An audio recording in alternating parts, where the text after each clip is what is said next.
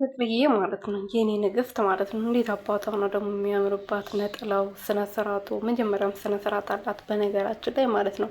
በጣም ከማደንቃቸው ሰዎች ውስጥ አንዷ ናትና ፍቅር በጣም ለልጇ ነዋሪ በቃ እኔ እንጃ አላውቅም፣ በራሷ ዓለም የምትኖር እንግዲህ። በዚህ ሰሞን ደግሞ የጸሎት ሳምንት ነው እና ጉዞ ነው ያለችው።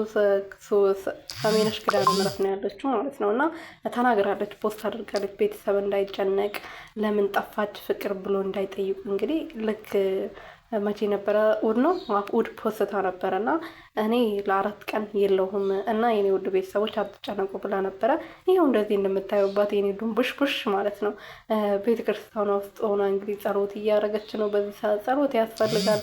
ያለንበት ሀገራችን ያለችበት ሁኔታ ራሱ አንድ ትልቅ ጸሎት ያስፈልገዋል እና ያው ፍቅርዬ ደግሞ እንደዚህ እኔ እንጃ አላውቅም፣ በጣም ስሜታዊ እየሆንኩ ነው ታውቃላችሁ። ሰላም ቤተሰብ እንዴት ናችሁ? ደህና ናቸው? እኔ ያለሁ እግዚአብሔር ይመስገን። በያላችሁበት ሰላማችሁ ብዝት ትርፍርፍ ይበልልኝ የኔ ወርቆች።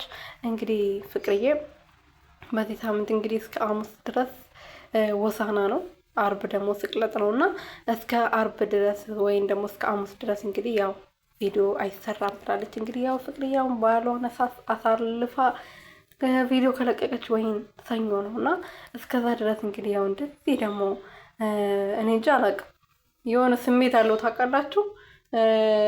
እንደዚህ በቃ ከሁሉም ነገር ርቆ ከዓለማዊ ነገር ርቆ ወደ እግዚአብሔር ቤት መሄድ በቃ ትልቅ መታደል ነው እና እሷ ደግሞ ከዘፈኑም ጠፍታ ከዩቱብም ከቲክቶክም ጠፍታ የራሷ ቦታ በቃ ለመስጠት ያለባትም ነገር ነው ጊዜ እየሰጠችው ያለችው ማለት ነው። ምክንያቱም ሃይማኖት ከምንም እና ከምንም በላይ ስለሆነ አንዳንዶቻቸው ደግሞ ያው ጸሎት የማይሉ ጾም የማይሉ የሚጨፍረዋሉ። ልክ እንደኛ ደግሞ ቁጭ ብሎ መዳን ቤት እኔ እንጃ አላውቅም። ለማንኛውም መድኃኒዓለም የለለኛም ለጸለያችሁም ደግሞ ለእኛ የሚያሰማልን አሚን በሉ።